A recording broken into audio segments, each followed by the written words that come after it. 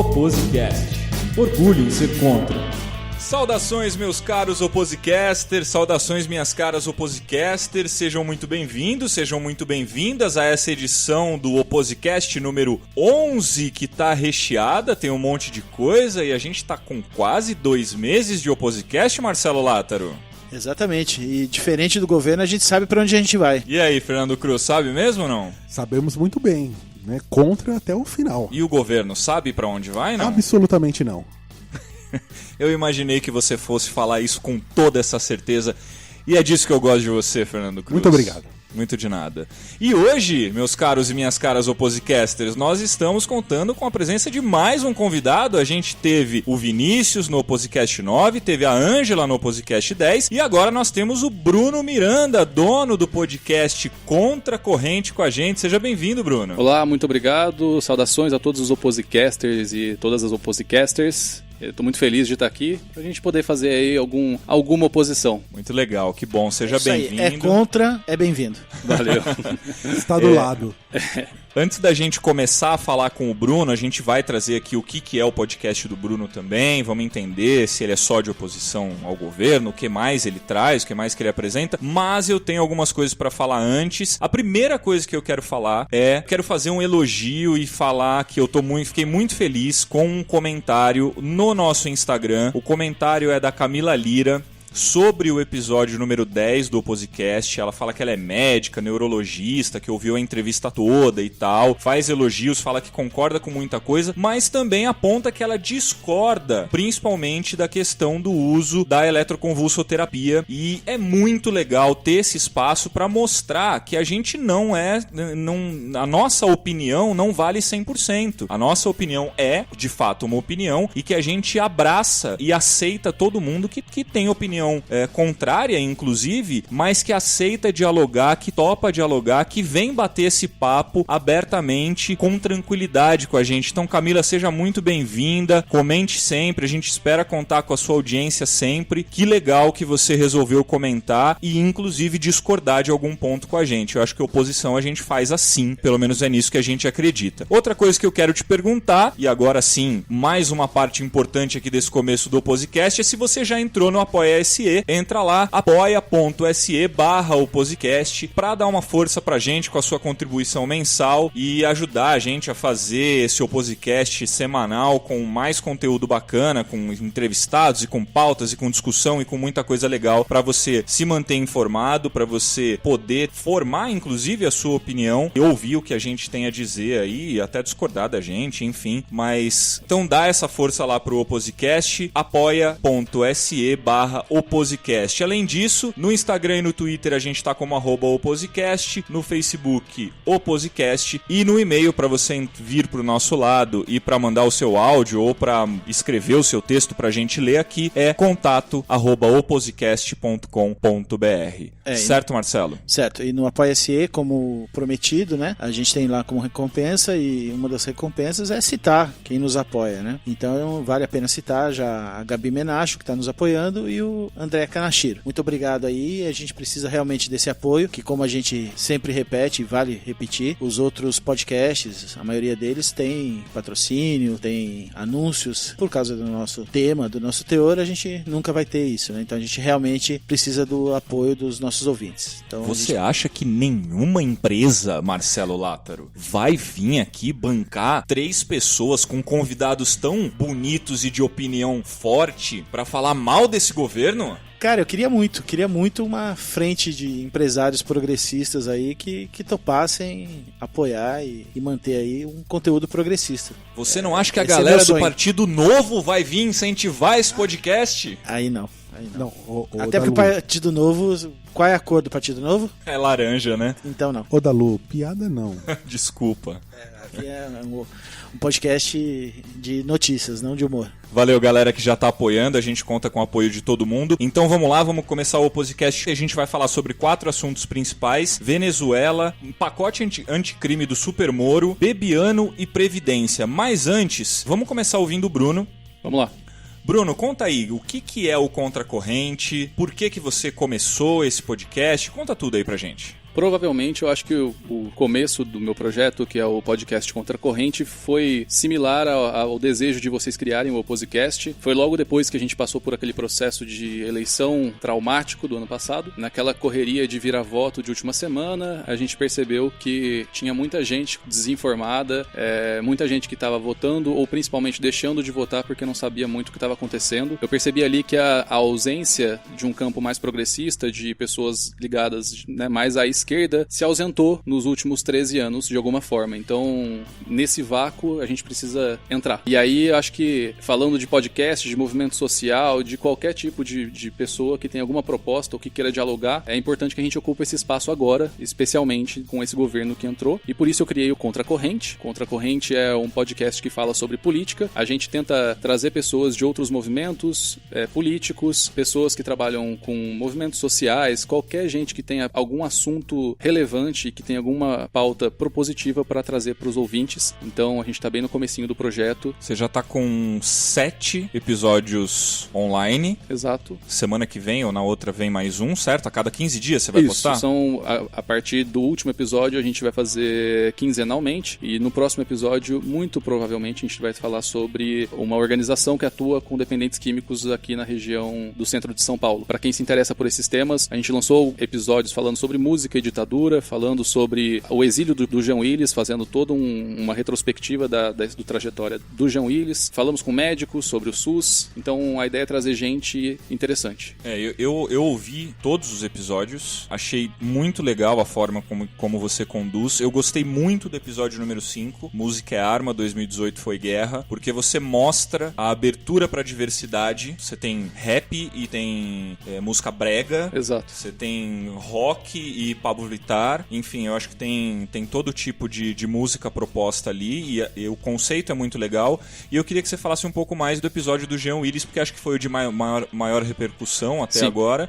E queria também que você dissesse qual é a resposta que você tem tido da galera que tá ouvindo, enfim. Então, o do Jean Willis, como era uma pauta mais quente e mais polêmica, eu acho que trouxe bastante repercussão pro podcast. Muita gente que passou a ouvir os outros episódios por causa desse do Jean Willis. Tive retorno de deputado que falou que escutou, vi mais movimentação em torno desse episódio específico, porque é um tema muito sensível, assim como todos os outros, mas tem um apelo um pouco mais grave, né? O projeto é novo, assim como o de vocês, então a gente está tentando criar uma base de episódios, conhecer gente, participar de episódios e de iniciativas assim como a de vocês, para a gente poder trazer gente que esteja disposta a partir do podcast discutir política pública e agregar. Que legal. E aí, eu falei aqui no começo que a gente está há 2 meses, quase 2 meses no ar, né? E eu queria que você falasse sobre esses 2 meses, porque eles também são os 2 primeiros meses do governo Bolsonaro. E eu queria que você me dissesse qual é a sua impressão desse governo até agora. Na verdade, eu acho que assim, esse governo está a cada dia confirmando mais as minhas expectativas pessimistas, infelizmente. Gostaria muito de estar enganado, gostaria de ter errado, mas todos os dias a gente é inundado de notícias, é difícil até de acompanhar, e é por isso que eu acho que é essencial o trabalho de vocês, que acompanham mais no dia a dia os acontecimentos, né, da política. Então, assim, o Contra a Corrente está aí na margem dos acontecimentos atuais, falando de pautas que são necessárias, mas todos os dias a gente tem esses acontecimentos que não dá pra gente ignorar. É um pouco complicado como oposição, porque a gente sai um pouco amortecido até e cansado desse processo todo, e talvez seja por isso que eu acho que o campo de oposição esteja tão saturado, mas é necessário que a gente seja forte, não por nós, mas pelos outros. Não que a gente vai salvar a pátria, mas quem tá na luta, quem tá trabalhando, tá lá, ou sofrendo as consequências de um governo que tá cortando tudo que tem direito e vai cortar pelos próximos 4 anos, no mínimo. Então, se a gente não tentar ser essa frente, vai ser um pouco complicado. A minha expectativa era ruim, tá indo ladeira abaixo. No início, você falou que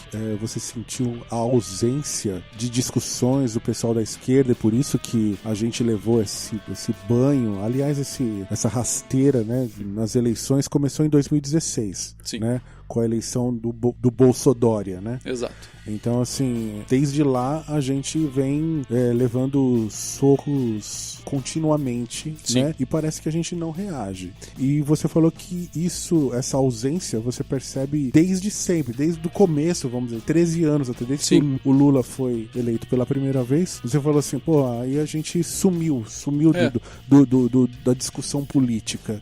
Como é que você desenvolve isso? Eu acho que assim, a esquerda teve muitos acertos nos últimos anos, acho que é inegável, todo mundo sabe que em termos de políticas públicas e políticas sociais a gente teve alguns avanços significativos, mas de modo geral, acho que assim que houve a eleição do Lula e todo esse início desse projeto, houve ao mesmo tempo um esvaziamento das periferias, um esvaziamento do campo mais progressista na comunidade e na vida real das pessoas. A gente passou a viver na televisão, por mais que a gente atingisse de alguma forma as pessoas pelas políticas públicas, as pessoas que estão sendo atingidas por essas políticas não sabem que é o governo que está por trás disso com um projeto político. E aí você vê o trabalhador votando no Bolsonaro. E esse descolamento da realidade só consegue ser resolvido com a retomada da esquerda para o campo real. A gente precisa ir para a rua conversar com as pessoas. E isso acontece com a tomada da periferia de igrejas neopentecostais, mal intencionadas. Isso a gente fala todo episódio praticamente. Quase todo, né? Então assim, se a esquerda propositiva, se a esquerda que não tá para bater panela, que não tá para fazer espetáculo, realmente quer que a gente desconstrua esse governo que tá aí para não acontecer de novo daqui a 4 anos, acho que a gente precisa retomar esse espaço que ficou pela própria esquerda. Aqui a gente tem uma média de idade muito maior, né? Eu tenho quase 50 anos, o Cruz quase lá também. 20 eu tenho. O Dalô tá chegando nos 40 já, né, Dalô? Tá quase. Quase 40. Você é um cara bem mais jovem que a gente. Como que você vê assim, a sua geração? Como que sua geração vê política? Como que você vê os seus pares, assim? Sendo você um cara que vê política e que gosta de política e... Mas então, eu acho que assim, da geração mais jovem, não sei se todo mundo concorda, mas houve um desencantamento da política. Isso se refletiu, inclusive, nas últimas eleições, que é o que a gente estava falando. Eu acho que quem tá fazendo política de oposição não tá nos cargos representativos. Tá em ONG, tá tendo que correr atrás de salário para se manter em empresa. Então, existe uma geração de pessoas que tá tentando mudar o que tá acontecendo, mas ainda não estão na Câmara, ainda não estão nas cidades. Então, quem a gente tem hoje é o quê? A bancada do PSOL, que é um pouco mais combativa, mas ainda é muito pouco representativa do campo que a gente acredita. Acho que daqui a 10, 15 anos, com essa onda de conservadorismo, essas pessoas comecem a subir e comecem a falar, porque tá na hora da gente trazer gente nova. Não vai dar, né? Exatamente. E eu acho que... Desculpa, Cruz, eu te interrompi. Não, eu acho lindo vocês falarem 10, 15 anos. Porque 10, 15 anos sobre um governo Bolsonaro-like, entendeu? Eu não consigo acreditar que o país vai sobreviver, entendeu? Assim, eu acho que essa retomada, esse fight back... Mas o que é o país não sobreviver? Virar tipo Mad Max, assim? Deserto, virar areia? Vou comprar um caminhão pra mim, cara. Virar uma grande Venezuela. Vou comprar um caminhão. Mas é verdade. Mas, cara, é isso. Então, por exemplo, quando a gente fica... eu acho que é uma questão muito apocalíptica do negócio, mas assim, quando você vê uma Ford fechando, que você acabou de citar, com 3.500 funcionários diretos e 20 mil pessoas perdendo, né, a sua fonte de renda do dia pra noite, que vai acontecer agora no final, não sei se desse semestre ou do próximo, é uma coisa muito, muito séria. E aí a gente pensa que é uma coisa que é localizada e tudo mais, mas esse movimento de desindustrialização, esse movimento de transformar o país num grande celeiro de mão de obra barata, entendeu? Que parece que vai virar alguma coisa do tipo, entendeu? A gente não vai ter mais um parque industrial de respeito, serviços de respeito. Eu acho que tem um movimento de transformar o Brasil numa colônia de novo. Sim. Entendeu? Como eu falo assim, é uma coisa muito, vamos dizer assim, extrema. Pode ser, mas, cara, o sentimento que eu tenho desde 2013, né, que começou a questão de vamos derrubar esse governo. O início do fim. O início do fim, que foi em 2012, 2013, que, né, na minha opinião, né, que é desde lá que está se construindo esse golpe, né, que efetivamente se deu em 2015, e aí o governo do vampiro foi a continuação e o ápice com a eleição do Bolsonaro. Então, assim, isso tudo é um plano arquitetado por alguém. E, assim, acho que... Então, assim, isso é uma coisa que eu acredito. E pegando até o ponto do Marcelo, eu acho que essas pessoas que são boas, que eu tinha comentado, e que são jovens, elas talvez estejam perdidas no Facebook, militando no Facebook, que é exatamente a estratégia errada que fez com que o Biruliro fosse eleito. Então, se a gente não quer que ele seja eleito, não dá pro cara ficar só no Facebook, a gente precisa sair pra conversar. O Cruz falou que tem esse receio desse cenário mais caótico de virar uma Venezuela. Você enxerga que existe essa possibilidade? Porque era aventado lá na época da eleição que se o PT fosse colocado no poder, que transformaria o Brasil numa Venezuela, né? Por causa do comunismo, do marxismo,